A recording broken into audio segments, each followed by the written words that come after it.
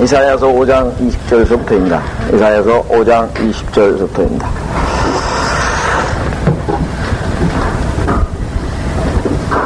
이사야서 5장 20절, 하나님께서 국가와 또 개인을 심판하시는데 그 심판의 근거들이 여기 나와 있습니다. 즉 하나님께서 어떠한 자들을 심판하시는 것인가, 심판의 내용도 나와 있습니다. 또 심판하는 자들의 모습도 나와 있습니다. 그래서 20절부터 25절까지 보시면 악을 선하다 하고 선을 악하다 하는 자들과 빛 대신 어두움 대신에 빛을 두며 단 것 대신에 쓴 것 대신에 단 것을 두는 자들에게 화로다. 네. 25절, 24절 끝부분에 보시면 이 모든 내용들이 궁극적으로 주의 율법을 던져버렸다라는 표현이 나오는데요. 우선 25절까지 마저 읽고 한번 말씀을 보죠. 자기 자신의 눈에 현명하다고 하고 자기 자신이 보기에 총명하다 하는 자들에게 화로다. 포도주를 마시기에 용맹스럽고 독주를 혼합하는데 힘있는 사람들에게 화 있으리니 그들은 뇌물로 인하여 악인을 의롭게 만들며. 그런데 여기는 악인을 의롭게 만든다고 표현하니까 진짜 뭐 악한 사람을 의롭게 만든다는 뜻이 아니라 악인을 의롭다 하며 의롭다 칭한다 이 말이죠. 악한 사람은 악하다 그래야 되는데 거꾸로 잘못 행하고 있는 그러한 모습을 얘기합니다. 의롭다 칭한다 란 말이고요. 그 다음에 그에게서 의인의 의를 빼앗아버리는도다. 이것도 번역이 뒤바뀌면 좋겠어요. 왜냐하면 영어는 명사가 먼저 나오고 대명사 뒤에 나오는데 우리도 그렇게 순서가 돼야 되는데 영어 번역 순서대로 하다 보니까 그가 먼저 나왔죠. 그래서 그에게를 의인에게로 고치고 의인에게서 그의 의를 빼앗아 버리는도다 이렇게 하지 말이 되겠습니다. 번역상에 실수인 것 같습니다. 그러니까 그가 의인이거든요. 의인에게서 우리말로는 거기가 먼저 나오니까 의인에게서 그의 의를 빼앗아 버리는도다. 그러므로 불이 그루터기를 삼킴같이 불꽃이 쭉정이를 태움같이 그들의 뿌리가 썩은 것 같이 될 것이며 그들의 꽃피면 티끌같이 날아가리니 이는 그들이 만군의 주의 율법을 던져버리고 이스라엘의 거룩한 분의 말씀을 멸시하였기 때문이라. 그러므로 주의 분노가 자기 백성에게 바라며 그가 그들을 대적하여 손을 펴 그들을 치셨으니 산들이 크게 진동하며 그들의 시체는 길 가운데 지켰도다. 이 모든 일로도 그의 분노가 돌이켜지지 아니하며 그의 손은 여전히 펴 있느니라. 물론 1차적으로 이스라엘 백성에 대한 하나님의 진노인 것은 25절에 자기 백성이라고 분명하게 나와 있습니다. 성경에서 자기 백성이라고 했을 때는 다 이스라엘 백성에 대한 언급입니다. 자, 그럼에도 불구하고 20절에 보면은 뭐뭐 하는 자들 해가지고 영어에 THEM이라 them이란 말이야. 들, 그죠? 뭐뭐 하는 자들, 뭐뭐 하는 자들, 뭐뭐 하는 자들 이렇게 되어 있거든요. 따라서 국가를 책망하는 것만은 아니고 개인의 책망에도 얼마든지 적용시킬 수 있는 그런 구절이죠. 예. 자, 악을 선하다고 선을 악하다고 하는 것, 오늘날 우리 주변에 아주 널려있는 현상들입니다. 하나님의 말씀, 성경은 아이들에게 좋지 않다 그럽니다. 왜? 그거 읽고 종교적으로 심취하면 공부도 안 한다.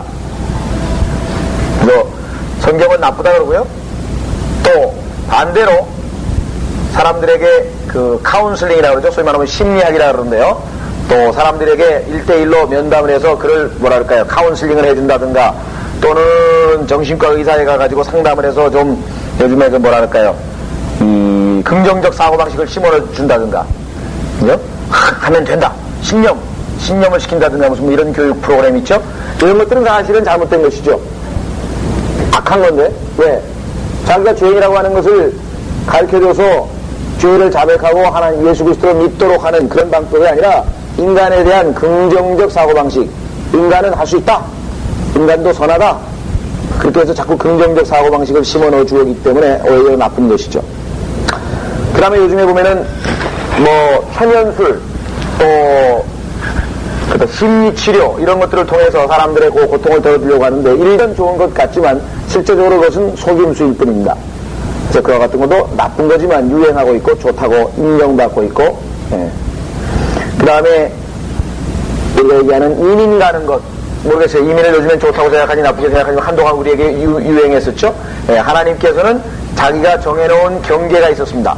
각자 자기가 정해놓은 지역에다가 그 시기를 정해 놓으셨어요. 그러니까 1950년이나 55년에 태어나서 어느 나라에 태어나서 살도 이렇게 다 각자에게 지어 놓으셨기 때문에 그거를 위반해서 옮겨가가지고 하는 것은 잘못된 것입니다.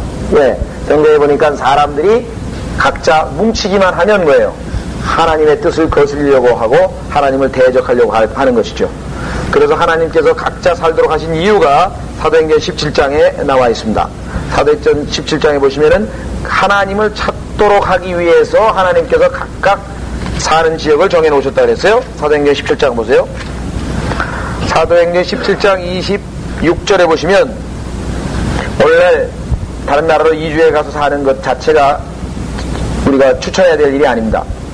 네, 여기 보시면은 사도행전 17장 26절 또 하나님께서는 인류의 모든 족속을 한 피로 만드시어 온 지면에 살게 하시고 그랬습니다. 그런데 미리 계획하신 시기와 살 때가 다 정해져 있었고요. 그 다음에 뭐예요? 그들이 거주하는 경계를 정하셨으니 사는 곳을 다 정해놨습니다. 이유가 있어요. 이는 주를 찾게 하려 함이라. 사람들이 하나님을 찾아 나서면 만날 수 있으리니 그분은 실로 우리 각 사람에게서 멀리 떨어져 계시지 아니하도다. 따라서 교통과 통신의 발달은 오늘날 20세기에 사람들을 하나로 묶는 역할을 했는데 그것은 아주 나쁜 의미입니다. 나쁜 것입니다. 다니엘서에 보면은 마지막 시대 특징 중에 하나가 지식이 엄청난 양으로 증가되고 사람들이 빨리 왕래한다고 얘기를 했었습니다. 왜? 우리가 보기에는 인간에게 너무나 유익하고 좋은 것인데 교통, 통신의 발달 그것이 나쁜 것인가? 그것은 인간으로 하여금 자기의 안정감, 우리끼리도 충분히 살 수 있다라고 하는 생각을 불어넣어줘서 하나님을 찾지 않도록 해버린 거예요. 바벨탑 사건 때도 마찬가지죠. 또 도시를 만들어가지고 여기 지난번에 이사야서 5장 8절에서 집에 집을 붙이며 떨어져 살 때에는 혼자서 뭐예요? 하늘을 바라보고 별을 바라보고 곡식을 바라보면서 하나님을 찾게끔 돼 있었지만 자꾸 뭉쳐 사니까 서로 인간끼리 뭐예요? 서로 생각을 주고받고 우리도 할 수 있다. 우리끼리 힘 좀 내자. 우리의 이름을 빛내자. 드디어 사람의 이름을 내자고 했던 바벨탑 사건처럼 오늘날도 이 뭉치는 것이 결코 바람직하지 않다는 것입니다. 이와 같이 그 이외에도 우리가 좋다고 하는 것은 다 나쁘다 그러죠? 아주 열심히 복음을 전하는 것, 그건 광신이라 그런다. 그죠? 뭐 적당히 교회 다니면 됐지, 뭘 또 매주 나가서 무슨 뭐 길에서 떠들고 뭐 나눠주고 뭐 왜 그렇게 광신적으로 신앙생활하냐? 그건 나쁘다 그럽니다. 차분하게 자기 반성이나 하고 그런 식의 종교생활하는 것이 옳다고 이렇게 가르쳐 줍니다. 이외에도 하여간 뭐 아이들, 그죠? 아이들을 드높이는 것도 나쁘다 그랬는데 좋다 그러고 여성 해방도 나쁘다 그랬는데 좋다 그러고 전부 다 좋은 거 나쁜 것을 분간할 수 없는 그러한 상황에 처해지게 됩니다. 근데 왜 그런 판단을 할 수밖에 없는가? 그것이 바로 24절에 나와 있습니다. 끝부분에 이는 그들이 만군의 주의 율법을 던져버리고 이스라엘의 거룩한 분의 말씀을 멸시하였기 때문이라. 기준되는 말씀이 없으니까, 선악의 기준이 없으니까 옳고 그름이 뭔지를 모르는 거죠. 그래서 결국은 이와 같이 악을 선하다 하고 선을 악하다 하는 사람들이 되버렸고, 빛 대신에 어둠을, 어둠 대신에 빛을 두고 단 것 대신에 쓴 것을, 쓴 것 대신에 단 것을 두는 자들이 되어버리고 마는 것입니다. 자, 그 다음에 자기 자신의 눈에 현명하다고 하고 자기 자신이 보기에 총명하다고 하는 자들에게 화로다. 이 사람들은 누구냐면요, 뭐 수없이 많은 이런 사람들이 한둘이 아니겠지만요, 오늘 우리가 기독교계에서 보면 가장 여기에 해당되는 사람들은 누구냐면 성경을 고치는 사람들이에요. 하나님께서 1611년에 인류에게 확정된, 더 이상 고치지 않는 완전히 확정된 성경을 세계어인 영어로 주셨는데도 불구하고 그 성경을 고치려고 하는 사람들 있죠. 자꾸만 이상한 성경 또 만들어내고 그래서 성경을 고치려고 하는 사람보다도 더 뛰어난 사람은 없습니다. 그 다음에 여러분 생각에는 어떻게 생각하세요? 자, 제가 옛날에 한 대학 동기가 하나 있었는데 강북대학교에 교수한 사람이 있었어요. 그 사람이 자기도 뭐 안수집사라 그러면서 나하고 이제 내 후배인데 얘기를 좀 하다가 보니까 제가 단도직입적으로 물어봤어요. 왜 성경에서는 하나님께서 제일 쉬운 거를 예를 들어서 여집사에 대해서는 언급이 없고 집사는 한 남자 한 남편이라고 해야 된다고 했는데 왜 개신교에서는 여자를 집사로 두냐? 그랬더니 그 사람 그 옛날 시대다 이거죠. 옛날 시대에는 여자들이 다 집에서 그 집안일만 돌봤기 때문에 그렇지만 오늘날 교육받은 여자들 그거 엄청난 재원인데 그걸 왜 활용을 안 하느냐. 그래서 교회에서 그 집사를 지키면 더 열심을 내고 또 집사뿐이냐 장로 또 목사도 시켜서 그 소위 말하면 능력, 여성의 능력과 그런 재질을 다 활용해야 되지 않느냐 이렇게 생각을 했습니다. 물론 의도적으로 한 건 아니겠죠. 하나님의 말씀에 자기가 반역하려고 한 얘기는 아니었지만 여기 나와 있는 것처럼 사실은 뭐예요? 자기 자신의 눈에 현명하다 하고 아니 그러면 하나님께서 지금 이 시대에는 여성들이 그렇게 교육을 받고 자질을 활용할 수 있는 그 사실을 모르기 때문에 성경에다가 기록을 해놓은 거냐 이거죠. 우리가 성경에 기록된 말씀을 무시하면 사실은 자기도 모르게 하나님보다 자기가 더 현명하다고 하는 것밖에 안 되거든요. 예를 들면 하나님보다 우리가 더 현명하고 우리가 더 자비롭기 때문에 사형제도를 폐지하냐 이거예요. 하나님께서는 분명하게 사람을 죽인 자들에 대해서 사람을 반드시 죽이도록 사형제도를 인정하고 계신데 성경에서 어떻게 하나님의 자녀라고 하는 사람들이 앞장서서 사형제도를 반대하니 찬성하고 나섰냐. 사형제도를 반대하고 사람을 죽여서는 안 된다. 왜? 인간의 생명인데. 그러면서 거기다 뭐라고 갖다 붙인 줄 아세요? 하나님께서 창조하신 하나님의 형상대로 지음받은 사람을 마음대로 죽일 수 있느냐. 인간이 그렇게 얘기를 합니다. 인간이 죽이는 게 아니죠. 하나님께서 하나님의 형상대로 지음받은, 그러나 비록 타락했지만요, 형상대로 최초에 지음받았던 그 인간을 죽였으니까 얼마나 고귀한 존재를 죽인 거예요. 그러니까 거기에 대해서 뭐예요? 대가를 치르기 위해서 그를 죽이라고 하신 것이죠. 네. 그러니까 여기 나와 있는 것처럼 하나님의 말씀을 우리가 있는 그대로 믿음으로 안 받아들이고 우리 방식대로 해석해가지고 아전인 습격을 해버리면은 실제로 여기 나와 있는 것처럼 자기 자신의 눈에 현명하고 자기 자신이 보기에 총명하다는 사람이 하나님보다 더 총명한 사람이 돼버린다. 성경에 기록되어 있는 말씀을 고쳐도 역시 하나님보다 더 총명한 사람이 되어버립니다. 여기에 우리가 최종적이고 절대적인 권위에 대한 인식이 있어야 됩니다. 내 생각으로는 이해가 안 되지만 성경에 기록된 말씀이 하나님의 말씀이기 때문에 우리는 일단 받아야죠. 순종하는 자세가 필요한 것이죠. 자, 그래서 어떤 사람들은 예수 그리스도 믿은 다음에 세 가지, 소위 말하면 제일 하는 게 이제 술, 담배, 춤한, 미국 사회 같은 경우 이제 우리는 춤이라는 게 요즘에 이제 우리도 해당되겠지만 옛날에는 우리나라는 그런 얘기는 안 했죠. 기초 문제만 해결하면 다 은혜 받은 거다, 그거는 이렇게 얘기를 했고요. 또 술, 담배와 미국 같은 경우는 이제 춤추는 거, 댄싱인데요. 그 세 가지만 해결하면 성경을 그저 휴머니즘적으로 인간 마음대로 해석할 수 있어서 적당하게 그저 착하게 살면 되지 성경의 말씀 하나를 매일같이 읽고 그렇게 살 필요가 있겠느냐 이렇게 생각하는 그리스도인들도 오늘날 태반이죠. 정말 성경을 하나님의 말씀이라고 생각한다면 어떻게 매일 안 읽을 수 있냐. 지금 인간이 쓴 책을 매일 읽고 인간이 쓴 신문은 매일 보고 인간이 만든 텔레비는 매일 보는데 하나님의 말씀을 어떻게 하루도 걸을 수가 있냐 이거죠. 하나님께서 우리가 그 정도 비중밖에, 우리의 마음에 그 정도 비중밖에 안 되냐는 것이죠. 그래서 우리가 정말 하나님의 말씀에 대한 합당한 인식, 여기 보세요. 결과가 24절에 주의 율법을 던져버리고 이스라엘 거룩한 분의 말씀을 멸시하다 보니까 이와 같은 일이 벌써 발생했어요. 그래서 22절 보면 포도주를 마시기에 용맹스럽고 독주로 혼합하는 데 힘 있는 사람들에게 화 있으리니, 이 포도주에 대해서는 지난 시간에 자세히 봤었기 때문에 길게 하지 않겠습니다만 성경에서 포도주라고 하는 것, 즉 발효된 포도주는요, 즉 선악과에서 선과 악의 나무의 그 포도나무였던 그 나무에서 아담과 이브가 받았던 용의 독입니다. 용의 독을 예표하고 있는 거죠. 그래가지고 술 먹으면 얼마나 교만해집니까? 하나님도 안 보이고 방탕해지고, 그렇죠. 그래서 용의 독을 얘기하고, 포도즙, 순수한 포도즙은 우리가 주의 만찬 때 사용하는 100% 순수한 그 포도즙은 뭘 상징하고 있어요? 순수한 포도의 피라 그랬대요. 순수한 포도의 피. 그래서 순수한 것이냐, 발효된 부패한 것이냐, 이거 차이점입니다. 그래서 독주를 혼합하는 데 힘 있는 자들에게 화 있으리니 그들은 뇌물을 인하여 악인을 의롭다 하며 악한 사람을 보고 의롭다고 재판합니다. 여러분들 지금 그런 거 보셨어요? 요즘에 교통사고 처리하는 데 보면요, 가해자하고 피해자가 둔갑하는 경우가 지금 엄청 많아요. 하소연도 못해.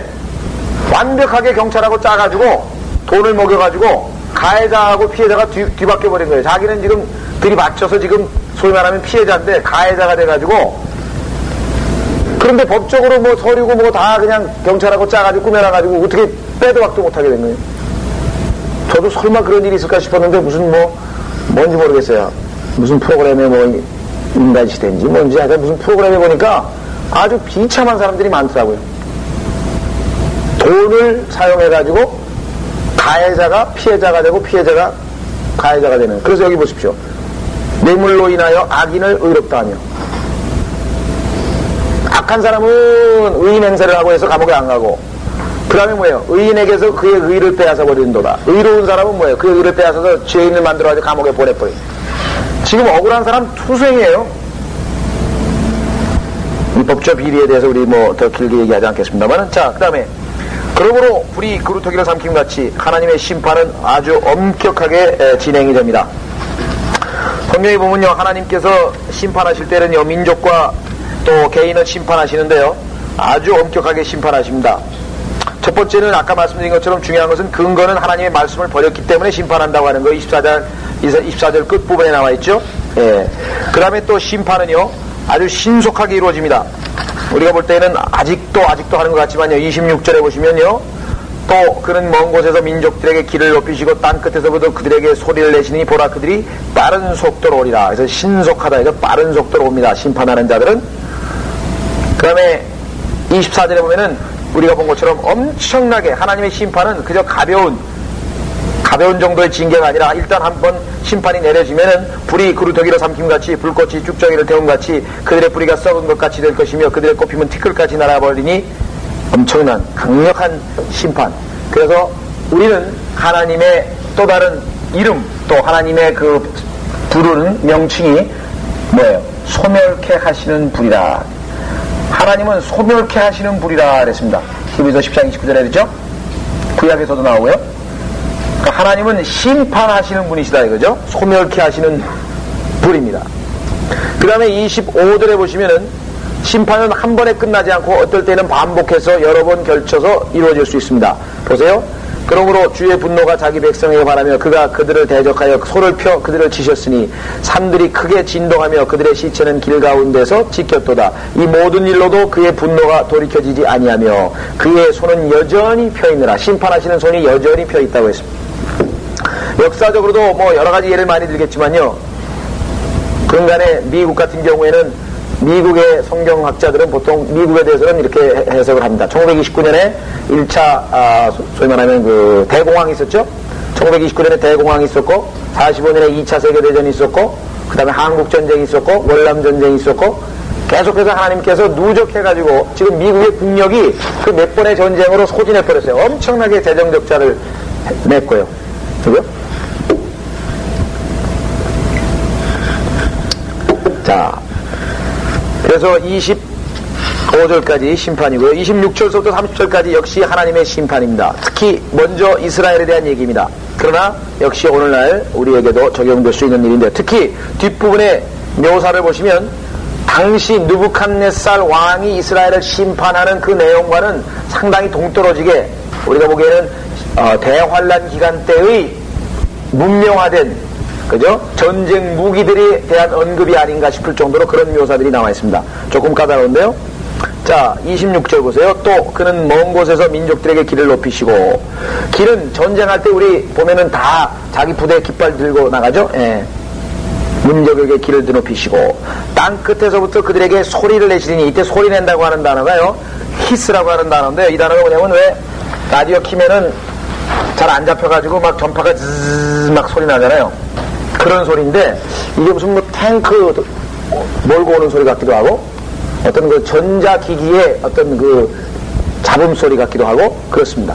그래서 이 단어 자체가 그냥 일반적으로 소리 나는 그런 소리는 아니에요. 우리말로 번역하기 어려워서 지금 소리를 낸다고 했지만요, 보라 그들이 빠른 속도로 오리라.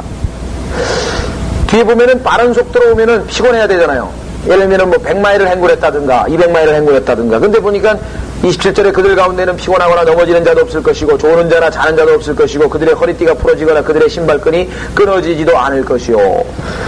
만약에 느부갓네살 왕 당시에 적용되는 거라고 한다면, 아무리 느부갓네살 왕이 군대가 용맹스럽다고 하더라도 몇백 마일을 갔다가 말을 타고 왔으면은 피곤하고 힘들고 옷도 헤어지고 그랬어야 되는데, 여기 보니까 그렇지가 않다는 거예요. 그래서 이것이 아마 20세기의 대환란 때에 적용되는 것 같아요. 특히 그 다음 절을 보세요. 그들의 화살은 예리하고, 물론 여기는 전쟁 무기에 대한 언급입니다. 예리하고 그들이 모든 활은 당겨졌으며, 당겨졌다는 얘기는 이제 발사만 하면 되죠. 활을 쏘려고 쫙 당겨놨다 이게. 시위를 지금 당겨놨어요. 그 탁 놓기만 하면, 즉 공격 직전에 있다는 의미로 쓰였습니다. 그들의 말굽은 부싯돌같이 여겨지고, 아무리 말이 빨리 달려도 그렇지 말에서 불빛이 바짝바짝 나겠어요? 이것도 뭔가 묘사가, 아무리 느부갓네살 왕의 기병대가 말이 빨라도 발바닥에서, 발굽에서 불꽃이 튀긴다고 하는 것은 뭔가 조금. 그런데 그 다음 구절은 더더군다나 그들의 바퀴들은 회오리바람과 같을 것이라. 회오리바람이 시속 몇십 킬로입니까? 허리케인. 엄청나게. 그런데 그런 속도로 그들의 바퀴들이 돈다? 아무리 말바퀴가 빨라도 그렇게 돌겠어요? 이것은 아마 헬리콥터 소리 같은 정도의 느낌이 아닌가. 헬리콥터 같이 확 도는 그러한 것 같거든요. 그래서 이 모든 26절부터 28절까지는 우리가 추정해보는 겁니다. 정확하게 알 수가 없어요. 왜? 느부갓네살 당시에 역사적인 적용을 하기에는 아무래도 맞지가 않아요.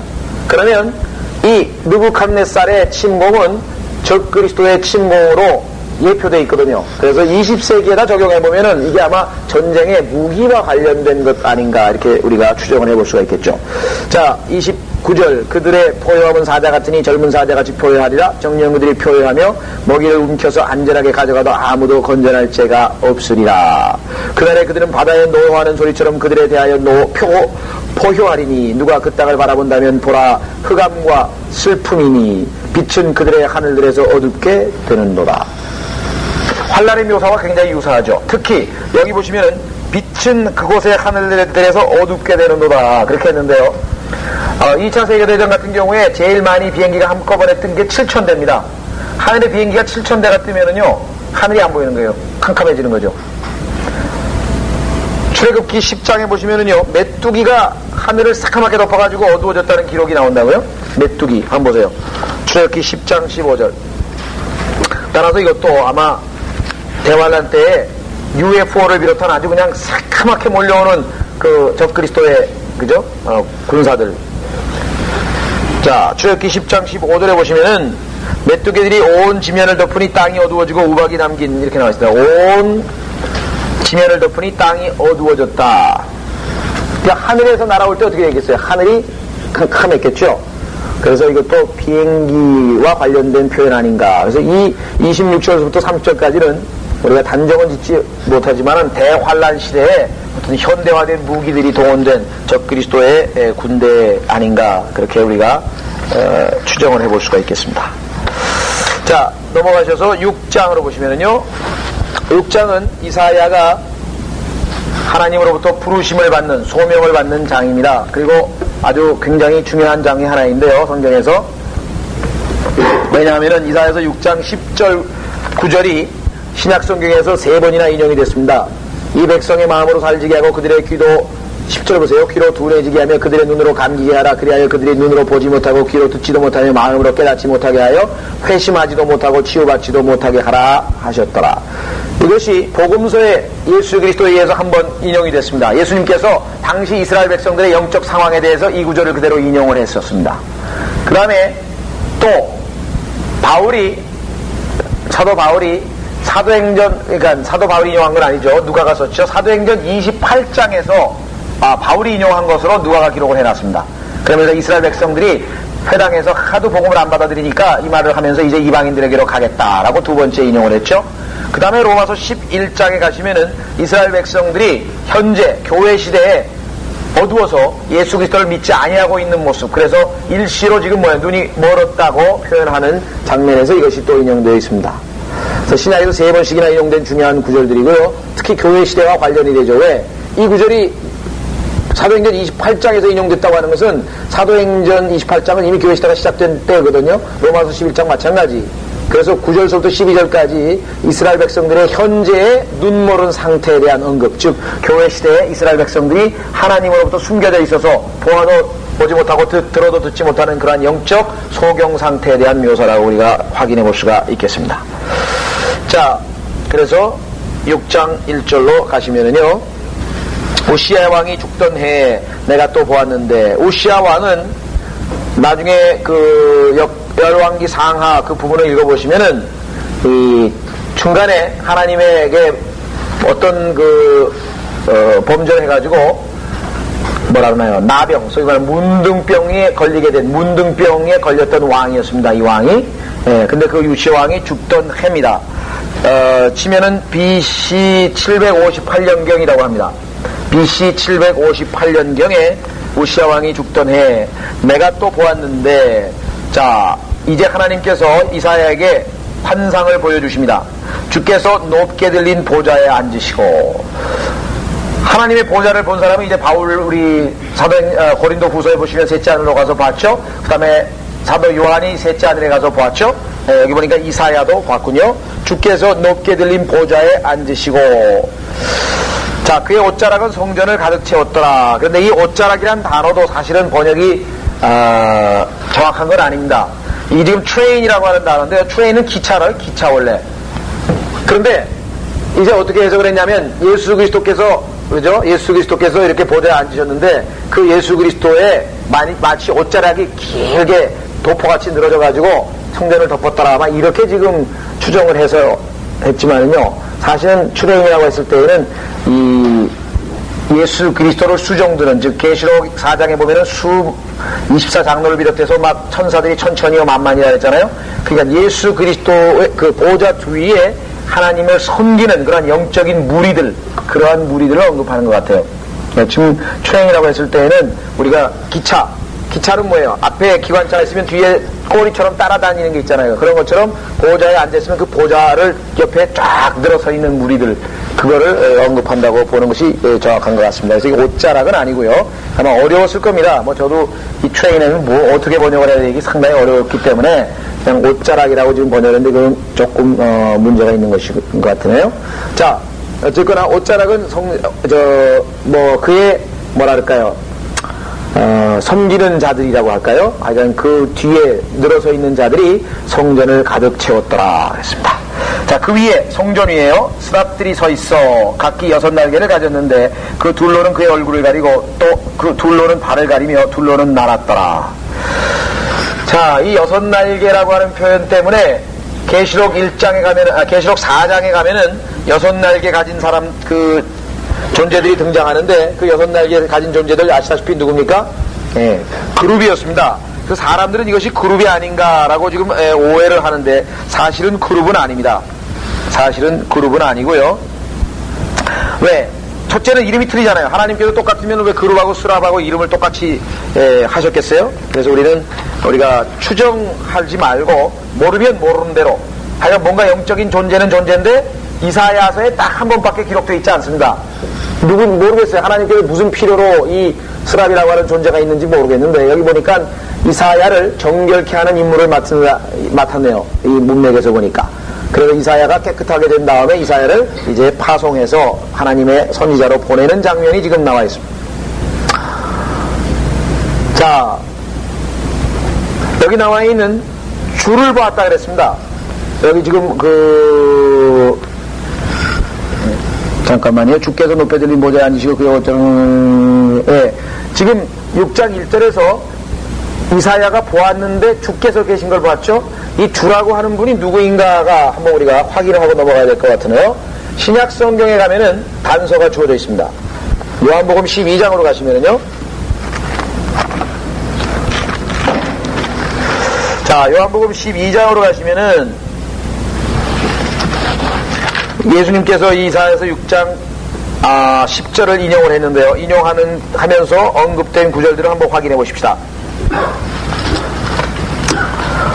37절서부터 보시면 주께서 그처럼 많은 기적들을 그들 앞에서 행하셨으나 그들이 주를 믿지 아니하니 이는 선지자 이사야의 말을 이루려 함이라. 그가 말하기를 주여 우리가 전한 것을 누가 믿었으며 주의 팔을 누구에게 나타내 보이셨나이까 하며, 그들이 믿을 수 없었던 것은 이 때문이니 곧 이사야가 다시 말하기를 그가 그들의 눈을 멀게 하시고 그들의 마음을 완악하게 하셨나니 이는 그들이 눈으로 보지도 못하고 마음으로는 깨닫지도 못하며 회심하지도 못하게 되어 나로 그들을 치유하지 못하게 하려 함이라 하였도다.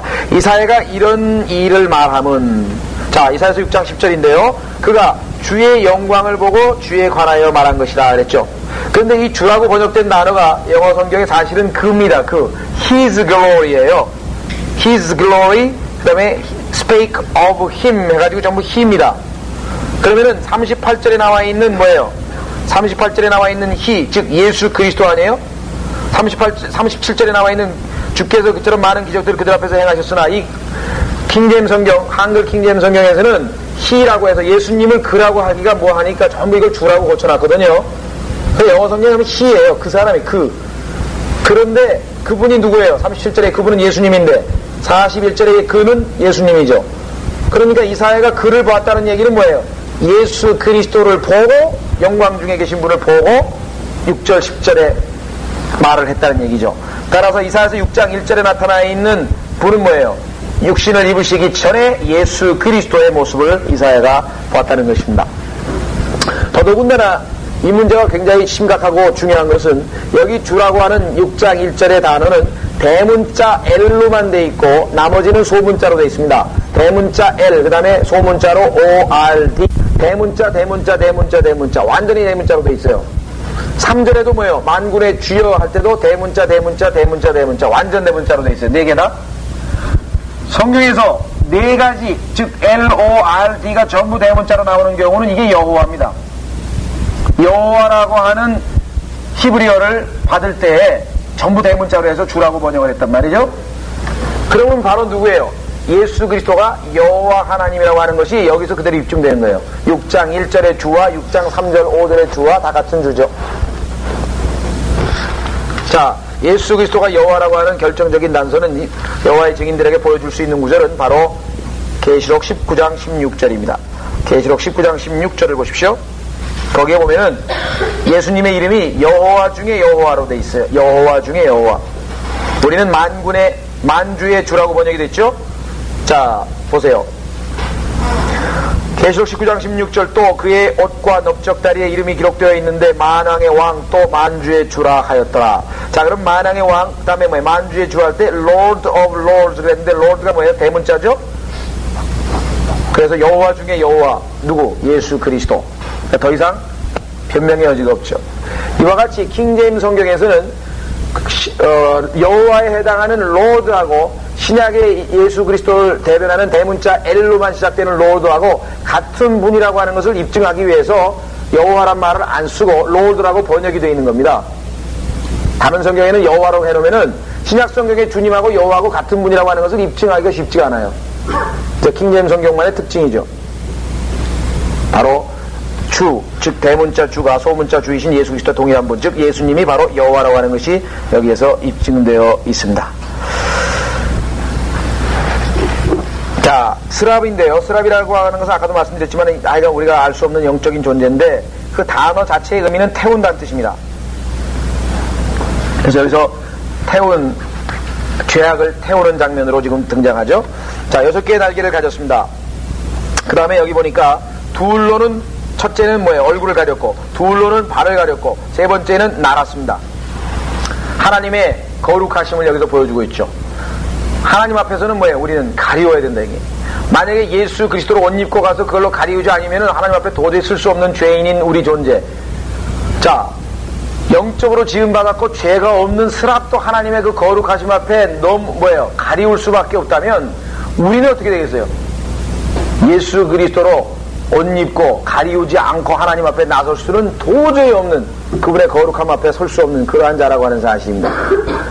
그래서 여기 가리웠다고 하는 말은 정말 하나님의 거룩하심인데요. 3번에 걸쳐서 나오네요. 얼마나 거룩하시면요. 그리고 서로 소리쳐 말하기를 거룩하시도다 아버지 하나님, 거룩하시도다 성자, 거룩하시도다 성부. 이렇게 해서 3번에 걸쳐서 삼위일체에 대한 언급이 나옵니다. 어떻게 삼위일체라고 하는 것을 알 수 있는가? 5절에 보시면 8절에 보시면은요, 또 내가 주의 음성을 들은 즉 말씀하시기를 내가 누구를 보내며 누가, 그 다음에 뭐예요? 우리를 위하여, 우리란 말이 나와있죠? 우리를 위하여 가랴. 내가 해놓고 단수로 말씀하셨고, 다시 뭐예요? 반복해서 우리라고 말씀을 하신 것을 우리가 확인해 볼 수가 있습니다. 그래서 거룩하시도다 거룩하시도다 거룩하시도다 만군의 주여 온 땅이 주의 영광으로 충만하도다 하였도다. 그렇습니다. 주의 영광으로 충만하도다. 그래서 어떻게 했어요? 소리치는 자의 음성의 문의 기둥들이 흔들리고, 얼마나 강력하게 힘차게 흔들렸으면 나중에 뭐야, 땅의 기초들이 다 뒤흔든다. 어? 예수 그리스도께 재림하실 때 그 집이 연기로 가득 찼더라. 자, 성경에서 이 연기로 가득 찼다고 하는 표현, 두 가지 연기가 있죠. 하나님께서 구름 기둥과, 그죠? 구름 기둥과 불 기둥 할 때 그 연기, 다시 말하면 구름 기둥이라고 했을 때는 영광스러운 하나님의 영광을 상징하는 것이고 예표하는 것이고, 그 다음에 땅에서 올라오는 뭐예요? 계시록 9장에 보면은 연기, 즉 땅 깊은 곳에서 마귀들이 올라올 때 나오는 그 추악한 더러운 연기도 있죠. 예, 두 가지 연기의 종류가 있는데, 자, 하나님의 영광에 대해서 솔로몬의 성전을 봉헌한 다음에 임하게 됩니다. 역대하 7장 1절.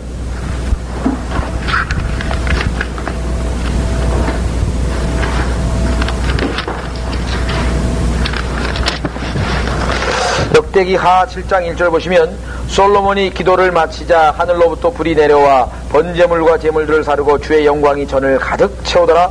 주의 영광이 주의 전을 가득 채웠으므로 제사장들이 주의 전으로 들어가지 못하더라. 그런데 이 주의 영광을 가득 채웠는데요, 실제적으로는 어떤 현상이냐면요, 열왕기 사항에 보시면 나와 있습니다. 연기예요, 연기. 열왕기 사항 8장 10절을 보세요. 열왕기 사항 8장 10절.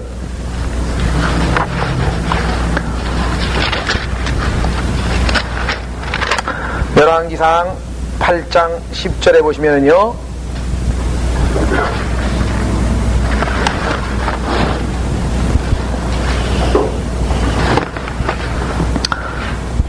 제사장들이 성소에서 나올 때 구름이 주의 전을 채우므로 제사장들이 그 구름으로 인하여 서서 섬길 수가 없었으니 이는 주의 영광이 주의 전을 채움이었더라. 주의 영광이 채웠다고 하는 표현이 구름으로, 연기로 가득 채워서 있다는 사실을 우리가 확인해 볼 수가 있습니다.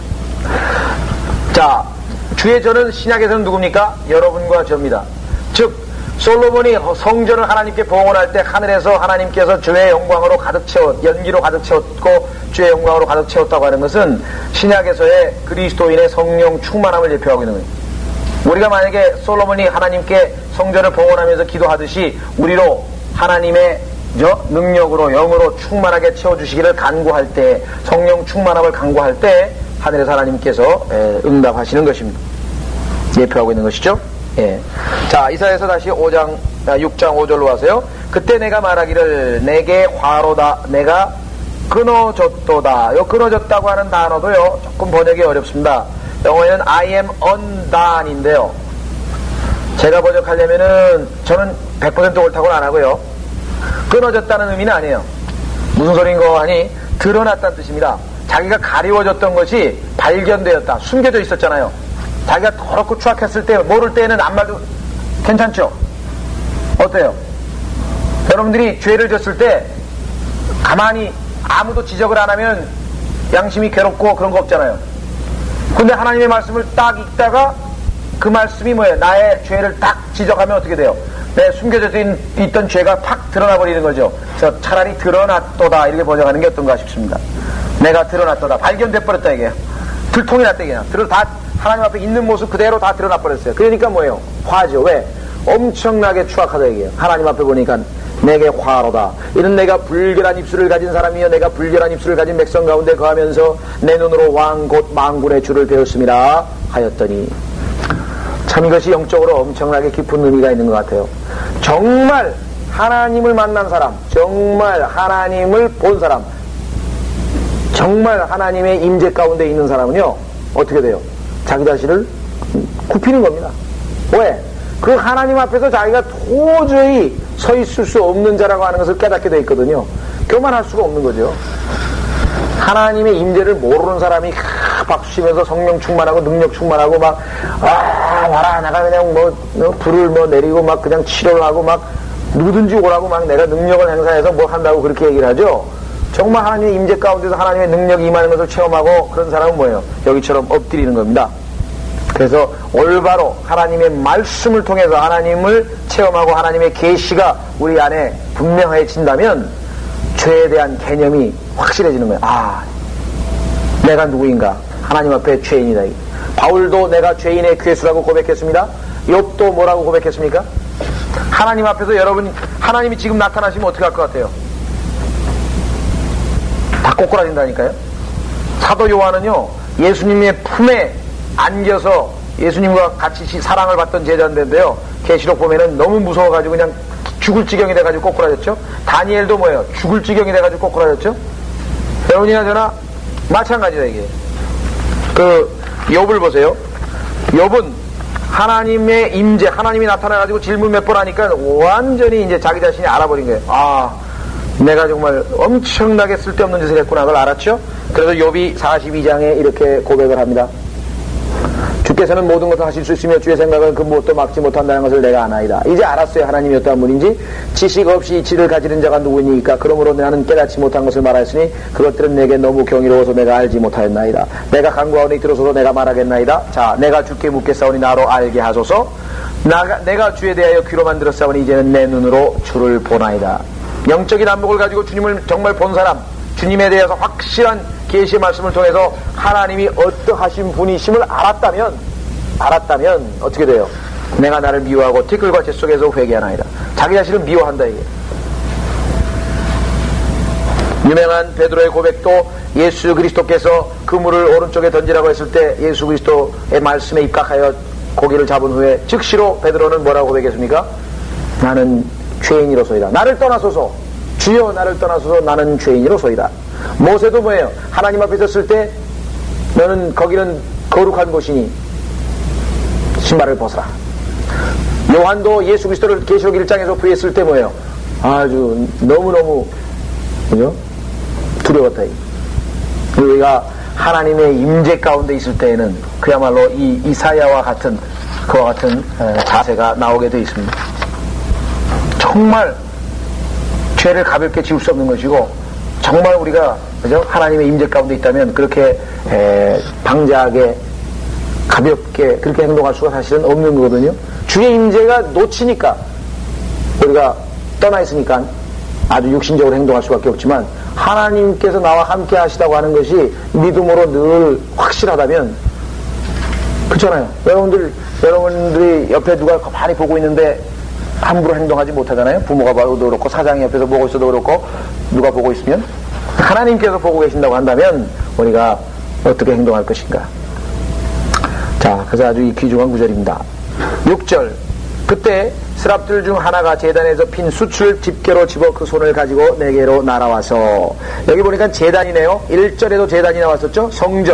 성전이니까 제단이 있는 곳이고요. 그 다음에 여기도 제단이 있습니다. 지난번에 우리 성막에 대해서 공부했듯이 성경에 나오는 제단은 두 가지인데요. 하나는 번제, 하나님께 제사 지내는 희생제물을 바치는 번제단이고 하나는 기도를 드리는 향단입니다. 향단.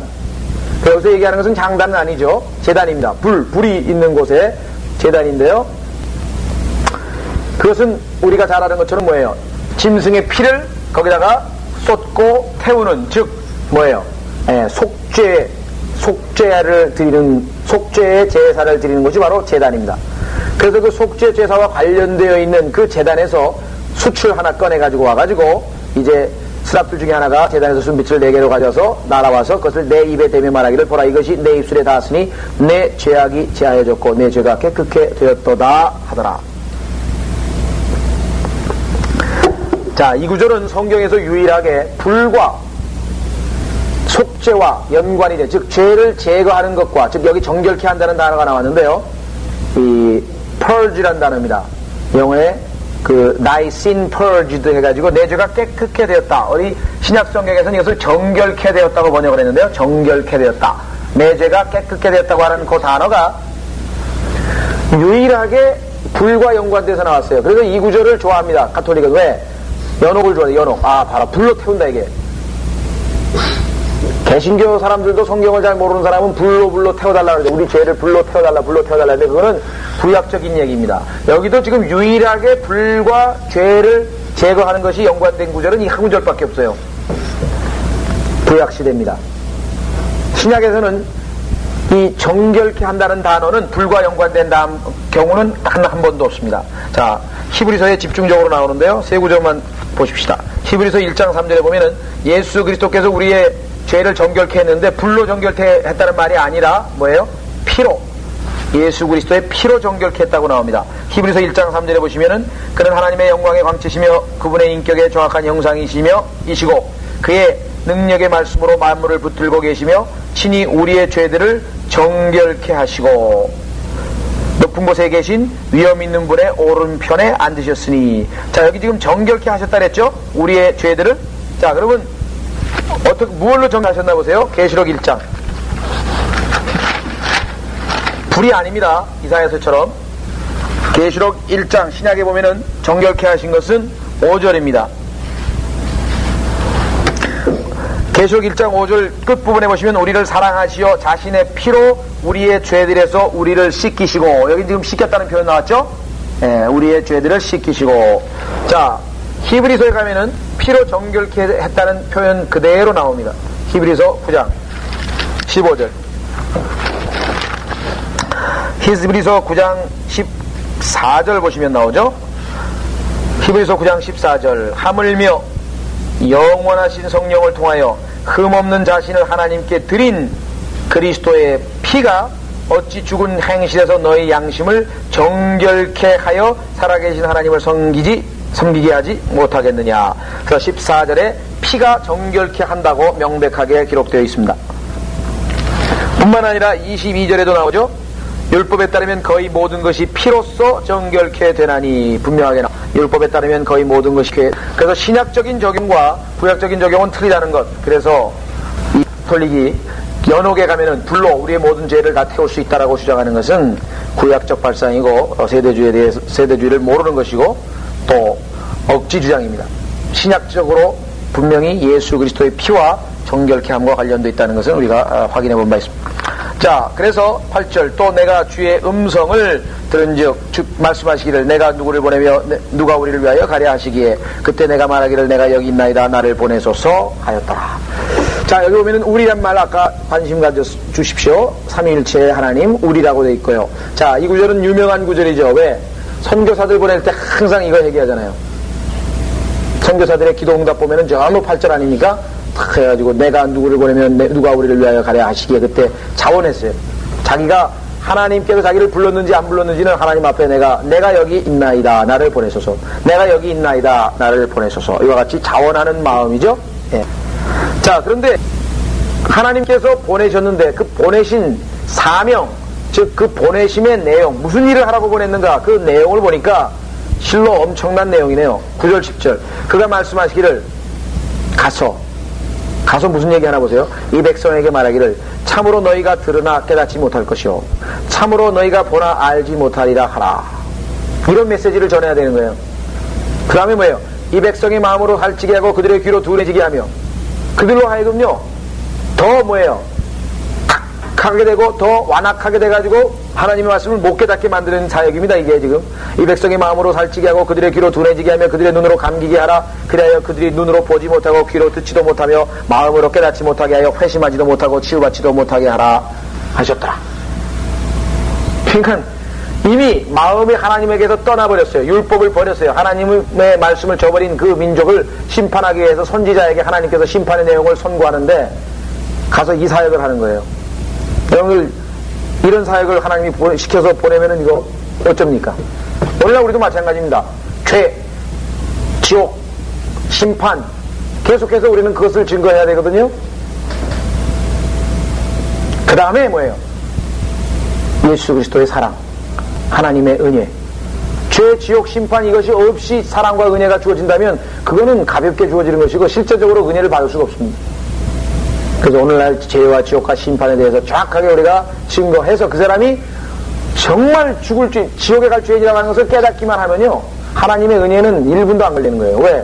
그 죄값을 예수 그리스도가 갚아주셨다는데 감격하지 않을 사람이 누가 있으며 예수 그리스도를 구세주로 영접하지 않을 사람이 누가 있겠어요. 많은 사람들이 자기가 아프다고 하는 사실, 자기가 영적으로 예수님이 필요하다는 사실 자체를 깨닫고 있지 못하기 때문에 그것을 우리가 지적하고 전파하는 것이죠. 그랬더니 언제까지냐? 그때 내가 말씀드리기를 주여 언제까지니까 하니 이사야가 하나님께 언제까지 이렇게 사역을 해야 됩니까? 했더니 그가 대답하시기를 성읍들은 거민이 없고 황폐하게 되고 집들에 든 사람이 없으며 땅이 완전히 황폐하게 되기까지요 또 주가 사람들을 멀리 옮겨 그 땅 가운데서 완전히 버려짐이 있을 때까지나 까지니라. 자, 아까도 말씀드렸지만요, 초림 때 요한복음 12장에서 예수님께서 이 구절을 인용했잖아요. 그러면 초림 때 적용되죠. 그 다음에 사도행전 28장에서 또 바울이 인용했잖아요. 교회 시대에 적용되죠. 그 다음에 지금 여기 보니까 뭐예요? 11절 12절 대환란 때거든요. 대환란 때. 그래서 환란 때까지 지금 이게 이 똑같은 내용이 전개됩니다. 그러니까 이스라엘 백성은 그야말로 뭐예요? 하나님으로부터 가리워져 가지고 영적으로 소경되었다가 막판에 가서 이제 예수 그리스도의 재림과 더불어서 회개함과 더불어 돌아오게 되는 그러한 역사를 갖게 되는 것이죠. 그래서 우리는 느부갓네살 시대에 한정시켜서 이 구절을 얘기할 게 아니라 교회 시대에도, 초림 때도, 그 다음에 예수 그리스도의 재림 직전인 환란 때에도 적용될 수 있는 구절이라고 하는 것을 알 수가 있습니다. 마지막으로 13절, 그러나 그 안에 아직도 10분의 1이 있을 것이요. 이 10분의 1은 정확하게는 알 수 없습니다만 지난번에 말씀드린 것처럼 그 12절에 완전히 주가 사람들을 멀리 옮겨 이 사로잡혀 갔던 유대인들이 남은 자들, 즉 유대인들 중에서 환란 성도를 형성하게 될 남은 자들에 해당된다고 볼 수 있습니다. 왜 알 수 있습니까? 먹힐 거라 했습니다. 그들이 돌아와서 먹힐 것이니. 자, 이 먹힌다고 하는 것은요, 실제적인 우리가 얘기하는 것 식인종 있죠. 실제적으로 사람을 먹는 것에 해당돼요. 어떻게 할 수 있는가? 계시록 20장에 보시면은요, 목배임을 당한다고 나옵니다. 계시록 20장에 보면은 환란 때의 사형 제도가 목배임인데요. 계시록 20장 4절. 또 내가 보좌들을 보니 그들이 그 위에 앉았는데 심판이 그들에게 주어졌더라. 또 예수에 대한 증거와 하나님의 말씀으로 인하여 목배임을 당한 사람들의 혼들도 보았는데, 자, 목배였죠? 또 계시록 6장 9절에도 목배임 당한 자들의 혼이 자기들의 원수를 갚아주기를 하나님께 기도하는 장면이 나옵니다. 어린 양이 5째 봉인을 여실 때 내가 보니 제단 아래에는 하나님의 말씀과 그들이 자기 가진 증거 때문에 죽임 당한 자들의 혼들이 있는데, 자, 이 목배임을 당한 자들이 있다는 사실이 언제? 대환란 때 환란 성도들의 죽는 방법이죠. 자, 어떻게 죽는가? 제물로 바쳐진다는 것을 알 수가 있어요. 어떻게 할 수 있는가? 시편 16편 4절에 보면요, 환란 성도들은 적그리스도에게 피의 술제물을 바치지 않겠다, 그렇게 얘기하는 장면이 시편 16편 4절에서 등장합니다. 자, 시편 16편 4절에 보니까 다른 신을 급히 쫓는 자들의 슬픔이 커지리니, 다른 신, 주님 아니고 다른 신을 급히 쫓는 자들의 슬픔이 커지리니 나는 그들이 뭘 바치나 보세요. 피의 술제물을 바치지 아니하고 그들의 이름들도 내 입술에 두지 아니하리라. 피의 술제물을 바친다. 피. 그러면 목을 베가지고 거기에서 피를 받아서 그 피를 바칩니다. 이것은 레위기 1장에서 속죄 제사 드리는 방법, 그죠? 목을 쳐서 짐승을 잡아가지고 속죄 제사 드리는 방법과 같죠. 그래서 이 적그리스도가 자기가 하나님이라고 한다 그랬어요. 데살로니가 후서에 나오죠. 데살로니가 후서 보십시오. 자, 적그리스도가 자기를 하나님으로 칭하면서 자기에게 뭐예요? 경배하도록 합니다. 근데 그 예배 드리는 방식이 뭐냐? 목을 치는 거예요. 그래서 제물을 갖다 바치는 거예요. 피를 갖다 바친단 말이에요. 데살로니가 후서 2장 4절. 그는 대적하는 자며 또 하나님이라고 불리우는 모든 것과 숭배받는 대상 위에 자신을 높여 하나님의 성전에 앉아 하나님처럼 보여 자신을 하나님이라고 하느니라.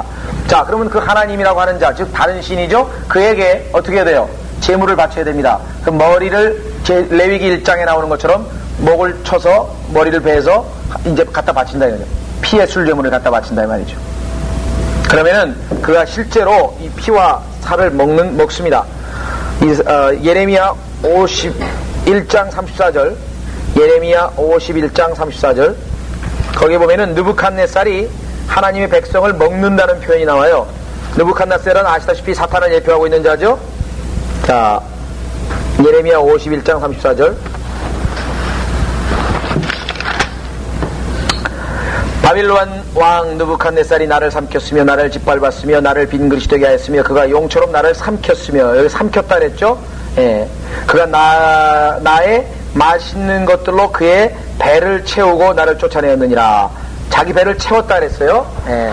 살로 배를 채웠다 그랬습니다. 자, 이사야서 49장 26절에도 실제적으로 먹는 단순한 비유적 표현이 아니라 실제로 잡아먹히는 그런 역사가 일어날 것이라는 거죠. 앞으로 이사야서 49장 26절 보세요. 내가 너를 억압한 자들로 자기들의 살을 먹게 하며 그들로 자기들의 피로 향기로운 술같이 취하게 하여 모든 육체로 나 주가 내 구주여 내 구속주며 야곱의 전능하신 분인 줄 알게 하리라. 자기들의 살을 먹는다 그랬죠? 피를 먹는다 그랬죠? 이것은 실제적으로 주님께서 예언을 해놨어요. 보세요. 레위기 26장 29절 마지막 시대에 대한 환란 때 이스라엘 백성들이 당하게 될 그 고통 가운데 하나가 살을 실제적으로 제물로 들여져 가지고 먹혀버립니다. 레위기 26장 29절 그리하면 너희가 너희 아들들의 살을 먹을 것이요 너희 딸들의 살을 먹을 것이라. 실제적으로 여러분들 예레미야 애가에 보면은 살 먹은 장면 나오죠. 또 열왕기 상 6장에 보면은 살 먹은 장면 나오죠. 서로 아들 살만 먹어서 먹었잖아요.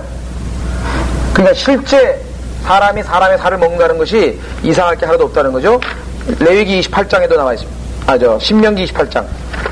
신명기 28장에도 하나님께서 이스라엘 백성들이 그와 같은 자기 자식들의 살을 먹는다고 돼 있습니다. 신명기 28장 53절. 신명기 28장 53절 내 원수들이 너를 괴롭히는 주의와 괴롭히는 포위와 곤경 가운데 너는 주 너의 하나님께서 내게 주신 내 아들과 딸들의 살 곧 내 자신의 몸의 열매를 먹게 되므로 너희 가운데 아무리 유순한 사람도 그의 눈이 그의 형제와 자기 품속의 아내와 그가 남겨둔 자기의 남은 자식들을 향해서 악하게 되리라. 그리하여 그가 먹은 자기 자식의 고기를 그들 중 그 누구에게도 주지 아니하니 이는 내 원수들이 내 모든 성문하에 너를 괴롭히는 주. 이렇게 나와요. 실제적으로 이 대환란 때에는 사람의 살을 먹는 우리가 그죠? 좀 상상하기 어려운 고통스러운 일들이 벌어진다는 것입니다. 자, 그래서 이사야서 6장 13절로 다시 오시면은 마지막 절 그들이 돌아와서 먹힐 것이요. 그러니까 실제 먹힌다는 겁니다. 이게 지금 실제적인 문자적인 해석이 가능한 거예요. 잎이 떨어져 줄기가 남아있는 보리수나무와 상수리나무처럼 거룩한 씨도 그 줄기가 되리라. 그런데 하나님께서 이슬을 뭐예요? 환란성도의 부활이죠. 다시 살리셔서 결국은 뭐예요? 어떤 나무는 잘라내도 또 자라고 잘라내고 또 자라나는 나무의 일종이라 그래요. 여기 지금 테일추라고 나왔고 보리수나무와 상수리나무로 번역했는데요. 테일추라는 게 정확하게 어떤 나무인지 모르겠어요. 보리수나무로 일단 번역을 했는데 그 나무의 특징은 뭐냐? 잘라도 다시 또 자라나고 죽지 않는 거예요. 잘라고 또 다시 자라는 것처럼 이 하나님의 백성도 비록 먹혔지만 하나님께서 그들을 다시 살리셔서 환란성도로 부활시키신다, 휴거시키신다라는 것입니다. 이들의 숫자는 계시록에 따르면 약 14만 4천 명이죠. 그렇죠? 이 남은 자. 그러면 지금 이스라엘 인구가 얼마나 됩니까? 지금 이스라엘에 600만쯤 될 거예요. 그 다음에 미국이나 이런 유럽이나 다른 외국에 있는 유태인이 얼마인지 모르겠어요. 600만에서 1440만이면 14만 4천 명이면 1000분의 1인가요? 네? 1000분의 1. 그러니까 100분의 1인가요? 14만 4천 명. 그러니까 1400만 인구가 다 죽고 14만 4천 명밖에 안 나옵니다. 적그리스도가 그만큼 성경에 보니까 14만 4천 명만 머리에 인을 받았잖아요. 하나님께서 보호하셨죠. 환란성도. 그래서 전무후무한 예수님께서 정말 더 이상 막지 않으시면 하나님께서 개입 안 하시면 뭐예요? 택함 받은 자들을 위해서 하나님께서 개입하셔서 그나마 거기서 스탑되지 그렇지 않으면 정말 전무후무한 대환란이라고 예수님께서 마태복음 24장 25장에서 말씀하셨던 바로 그것입니다. 우리는 엘리야와 모세가 계시록 11장에서 목이 잘렸다가 다시 목이 달라붙어서 부활하는 장면을 우리가 보죠. 바로 그들이 예표하고 있는 자들의 환란 성도들. 이사야서 6장 13절까지 보았습니다.